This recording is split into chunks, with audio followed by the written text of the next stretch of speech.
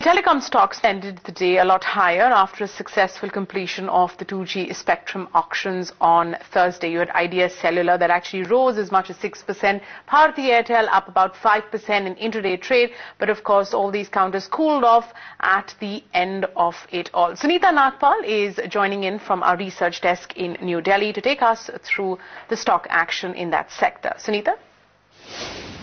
Absolutely, they opened with a bang in the trade, but they finally closed with just marginal gains during the as we closed for trade. If you look at what most of the analysts are saying, that the regulatory overhang is slightly picked up, has been lifted after this auction's outcome has been declared. If you look at the stocks have recovered largely because the spectrum uncertainty, availability of spectrum going forward has lifted as far as Bharti is concerned, which is facing a license renewal in the current year.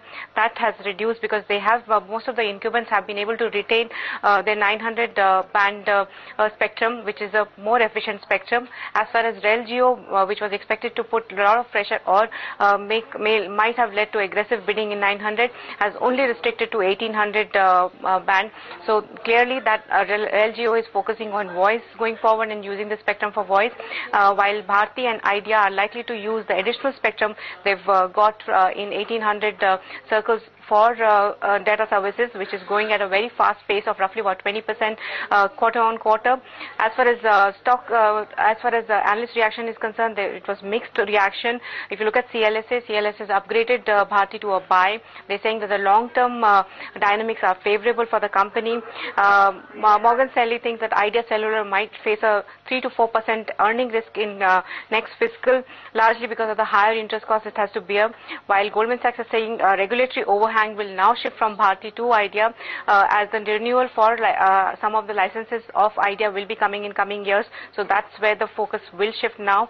As far as the analysts are concerned, they believe that the next thing that everybody will be watching out is RelGeo's launch and how pricing dynamics change. And the only trigger they are expecting going forward is if the tariffs start moving up further. Remember, tariffs have started moving last year, and there are certain fears that with RelGeo coming in, we might see the pricing war that we had seen earlier. But we'll have to wait and watch how it pans out.